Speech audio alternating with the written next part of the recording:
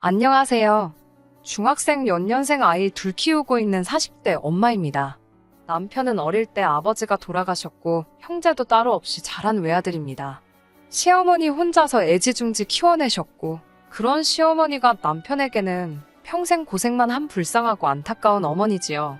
저한테는 그냥 시어머니 그 이상도 그 이하도 아닙니다. 처음에는 저도 남편 효심에 못지않게 잘 해드리고 싶은 마음이 컸어요. 그런데 시어머니는 항상 같은 태도셨어요. 물론 부모가 자기 자식 더 아끼는 마음 당연한 거라고 생각합니다.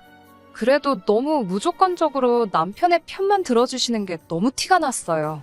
둘이 좋아서 결혼해서 살겠다는 건데 시어머니께서 한 발짝 물러나서 보시면서 조금 도와주셔야 하는 거 아닌가요? 제가 요즘 사람들처럼 며느리 어려워하게 하고 눈치 보면서 사시게끔 한 것도 아니었는데 말이에요. 은근슬쩍도 아니고 너무 대놓고 아들 좋은 것만 하려고 하시니 제가 시어머니와 가까워질래야 가까워질 수가 없었습니다.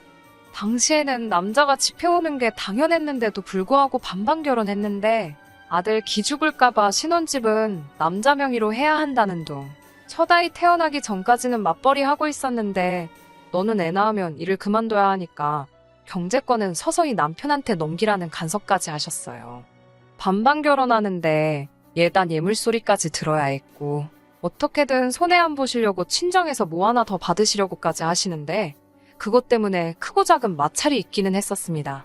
그나마 남편이 그런 시어머니와 저 사이에서 중간 역할 잘 해줬고 그 모습 보고 결혼 끝까지 밀어붙였습니다. 결혼한 지 15년이 지난 지금 남편이 저를 위해 나서준 건 전부 다 이번 일을 위해서 그런 게 아닐까 하는 생각이 드네요. 물론 남편이 그동안에서 무조건 제 편만 들었다는 말은 아니에요. 아예 시어머니 편을 대놓고 들은 적도 있고 제 편 들어주는 척 하면서 대충 무마한 적도 있었어요. 아무리 우라가 치미는 일이 있어도 그냥 조용히 넘겼어요. 애틋한 모자간의 사이를 제가 비집고 들어가 이간질할 마음도 없었고 제가 좋아하는 남편이자 아이들의 아빠, 시어머니께는 착한 아들, 그냥 서로에게 최선의 관계가 되기만 한다면 그걸로 만족했어요. 제가 첫째 임신했을 때 병원에서 딸아이라는 이야기를 듣고 시어머니께서 굉장히 실망을 하셨지요. 첫째는 아들이었으면 좋았을 텐데 하시며 실망하셨는데 그걸 제가 맘대로 바꿀 수 있는 것도 아니고 대수롭지 않게 생각했습니다. 그런데 둘째 아이 가졌을 때는 정말 마음에 비수를 꼽는 말씀을 하셨어요. 키울 때 딸이 더 이쁘고 커가면서도 엄마랑 잘 지내 더 재미있기야 하겠지만 그래도 집안에 든든한 아들이 있어야 하는 게 아니겠냐고요. 본인도 시아버지 일찍 보내지만 않았더라면 딸 한 명 있었으면 좋겠다고 생각하긴 하지만 아들 하나 잘 키워서 이렇게 노후까지 든든한 거 보면 역시 아들이 최고 아니겠냐고요. 아들이 있어야 대를 이어 집안의 모든 것을 이어나가게 될 텐데 아들 없으면 니네 자식들, 니네 보내고 나면 누구 좋은 일 시키는 거겠냐고 하셨습니다. 딸은 아무리 잘 키워봐야 출가회인이고 남이 집안에 보낼 아이들인데 괜히 우리 아들 평생 힘들게 일한 거 죽 써서 개주는 꼴 아니겠냐고요. 평생 우리 아들이 일군 걸 내 자식이 아닌 남이 자식한테 준다는 생각하면 억울하지 않냐고. 너네도 이미 딸 하나 있으니 이제는 아들을 낳아야 하지 않겠냐고 하시면서 은근슬쩍 둘째는 포기하라는 듯이 강요를 하셨었습니다. 아직 뱃속에 있는 아이지만 들었을 수도 있는 말인데 너무 대놓고 당당하게 말씀하셔서 너무 당황스러웠고 저는 제 뱃속에 있는 아이가 아들이건 딸이건 전부 다 제 배불러 낳을 아이들인데 포기하라던지 그런 식으로 말씀하시는 게 참 상처였어요. 당연히 시어머니 말 무시하고 둘째 낳았고요. 저는 지금 두 딸아이 키우면서 후회한 적 단 하루도 없습니다. 아이들도 외할머니는 좋아라 하지만 친할머니는 불편해하고 어려워합니다. 아이들 앞에서 아들 손주 타령하시면서 한숨만 푹푹 내쉬시는데 애들도 눈치가 있으니 불편한 분위기 만드는 시어머니가 아무리 할머니라도 좋을 수가 없겠죠. 혹시나 시어머니 행동이 아이들 마음에 상처가 되고 그랬을까봐 걱정이 될 때도 있습니다. 맞벌이 부부라서 아이들 어린이집 일찍부터 보내고 싶지 않았지만 친정어머니는 저희 집에서 너무 멀리 사시고 시어머니가 돌봐주셔야 했는데 아이들한테 해코지 하실 분은 아니지만 괜히 껄끄러운 게 있어서 어린이집 보낼 수 있는 나이 되자마자 어린이집에 보내기로 결정했습니다. 이날이때껏 시어머니와 가깝게 살았지만 최대한 멀게 지내면서 최대한 시어머니께 손 벌리는 일 없이 묵묵히 제 할 도리만 하고 지냈고요. 최대한 거리감 있게 지내서 그런가 결혼 생활 내내 애들 태어난 이후로 그렇게 시어머니와 충돌하거나 하는 일은 거의 없었습니다. 앞에 말했던 대로 남편이 해결까지는 못해줘도 중간 역할 나름 잘 해주면서 시어머니와 저 사이에 마찰 거의 없도록 노력해줬어요. 그런데 최근 들어 시어머니께서 여기가 아프다, 저기가 안 좋다 하시는 연락을 많이 받게 되었습니다. 그 좋아하는 아들에게 직접 말하시면 될 텐데 이유는 모르겠지만 계속 저한테 연락을 하시더라고요. 물론 저도 그렇게 연락을 받을 때마다 남편에게 어머님 좀 알아서 챙기라고 떠밀었는데 제가 신경을 안 써서 그런 건지 두 사람이 무슨 이야기를 주고받았는지는 모르겠지만 언젠가부터 합가를 하려고 준비를 했나 보더라고요.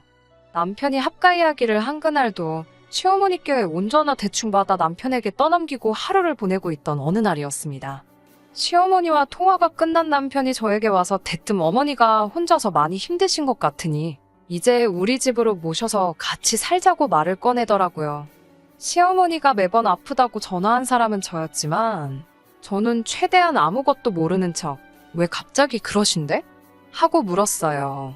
남편은 기다릴 것도 없이 곧바로 요즘 어머니 몸도 안 좋으신 것 같고 자기도 신경 쓰이고 걱정이 되니 모시고 같이 살고 싶어서 그런다고 하더라고요. 자기 어머니가 앞으로 사시면 얼마나 더 사시겠냐고 말하면서요. 저도 이미 여기저기서 시어머니와 합가 문제로 가정이 파탄나는 경우를 몇 번이나 본 적이 있기 때문에 고개 끄덕이면서 남편에게 대답해줬어요. 자기 말이 100번 맞다고, 어머님이 앞으로 더 사셔봐야 얼마나 사시겠냐. 어머니가 아들 사랑 대단하신데 그동안 떨어져 사신 것도 참 힘드셨을 거라고, 얼마나 아들하고 같이 살고 싶어 하셨을 거라고요. 어머님께서 몸이 안 좋으시다는 말은 나에게 훨씬 먼저 했다. 그 이야기 계속 들어왔으니 나라고 어머님 걱정 안 되겠냐고 매번 신경 쓰고 있다고, 자기 말대로 합가해서 같이 사는 게 맞겠다고 이야기를 해줬습니다. 남편이 제 말을 듣고는 의외의 반응이라 여긴 건지 아니면 정말 이런 대답을 상상도 못한 건지 오잉 하는 표정으로 저를 쳐다보고 있더라고요.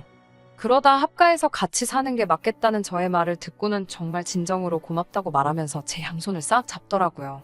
남사스러워서 남편 손을 뿌리쳐버리고는 제가 다 준비해 놓을 테니 잠시만 기다리라고 했습니다. 남편은 흡족한 표정으로 소파의 옆으로 기대 앉아 콧노래까지 흥얼거리며 텔레비전을 보고 있더라고요. 저는 방으로 들어가서 가방에 남편 옷가지며 이것저것 꺼내서 여행 가방에 담아놓았습니다. 몸통만한 여행 가방이 가득 찰 정도로 짐을 싣고 난 후에 거실 소파에 누워서 텔레비전 보고 있는 남편 앞에다가 가방을 대령했어요.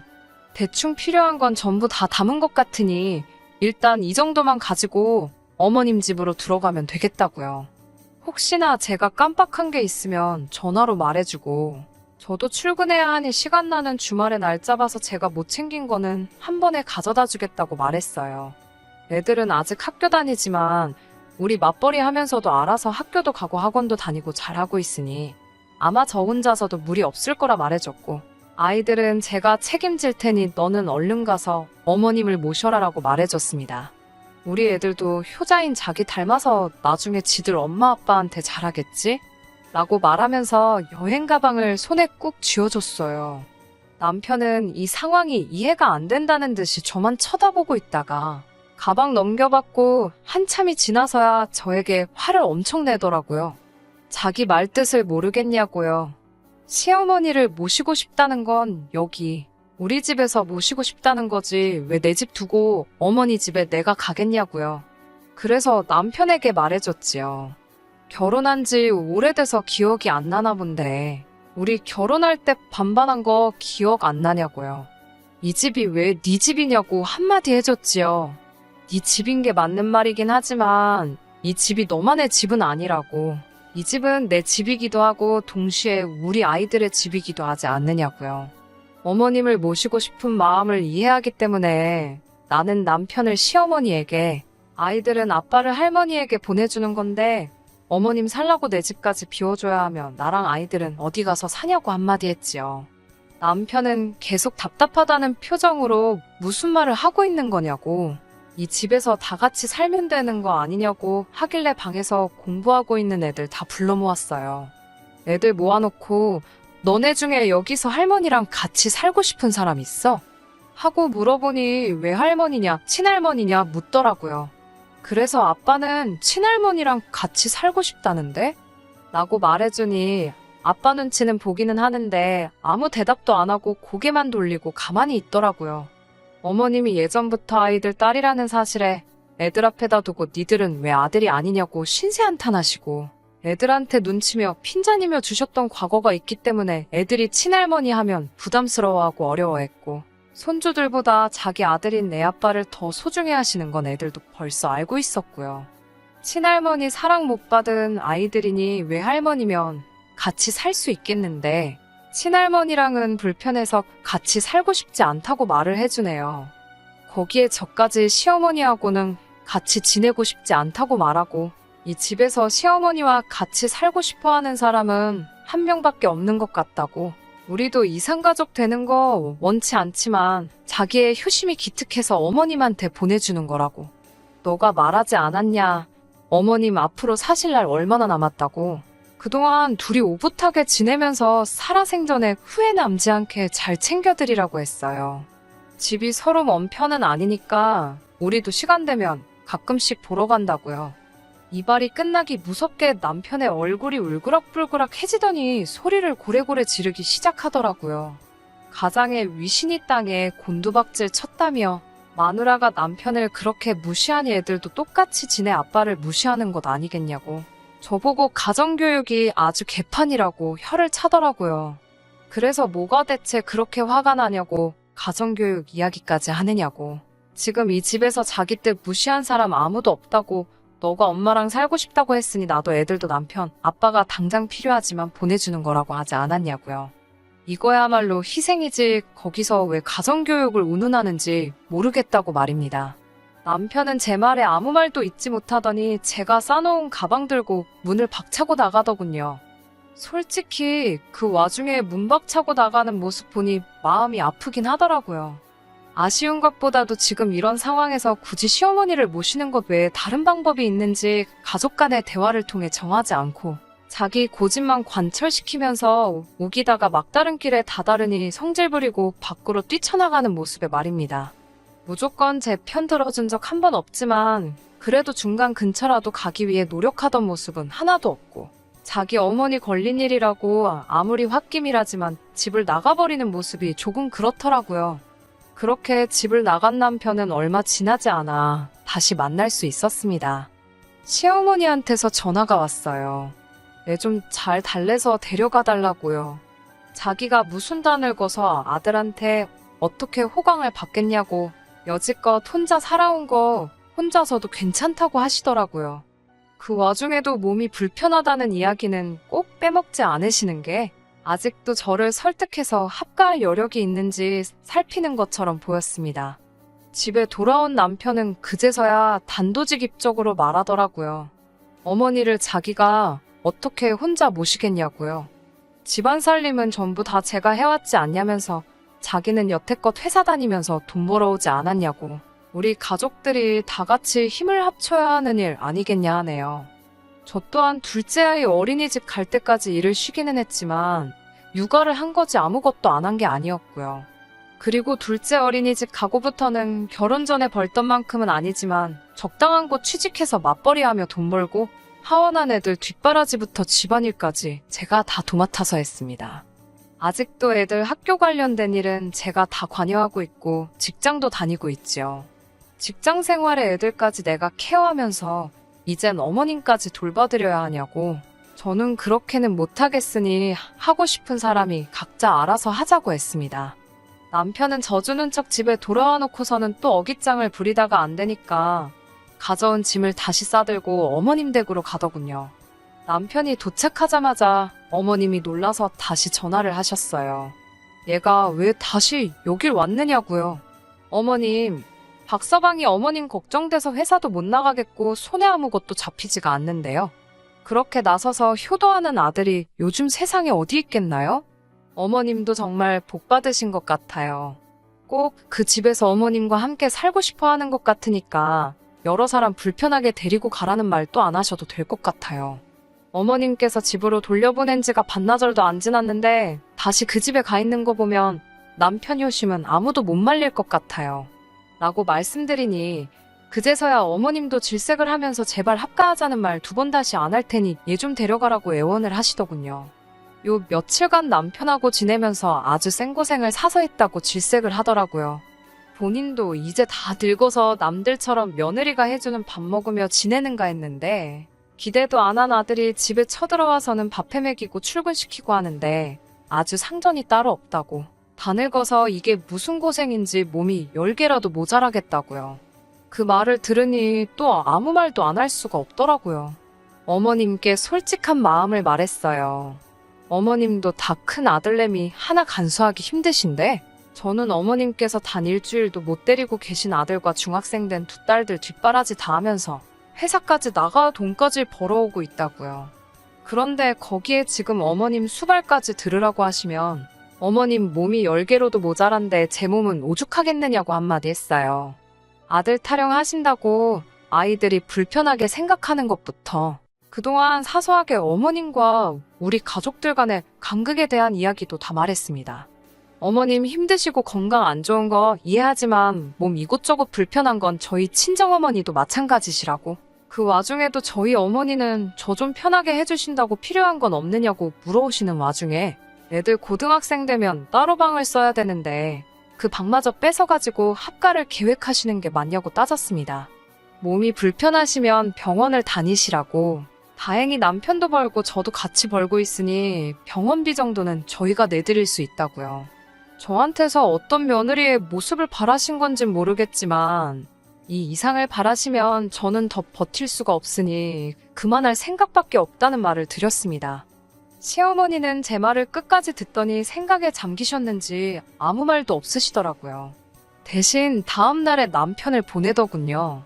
남편이 시어머니께 대체 무슨 말을 들은 건지는 모르겠지만 돌아온 그날부터 여태까지 남편은 합가 이야기는커녕 어머님 이야기조차 꺼내지 않고 아무 일도 없었던 척 살고 있습니다. 제가 어머님한테 뭔 말을 들었길래 아무 말도 없냐 물어도 꿀먹은 벙어리 마냥 아무 대답 없고 못 들은 척 스르륵 넘어가고 있어요. 제 욕을 하신 건지 아니면 제 편을 들어주신 건지 전혀 알 길은 없었지만 애써 아무 일도 없었던 척 애쓰고 있는 걸 보니 조금 꼬숩기는 하네요. 얼마 전에 어머님이 부르셔서 다녀왔습니다.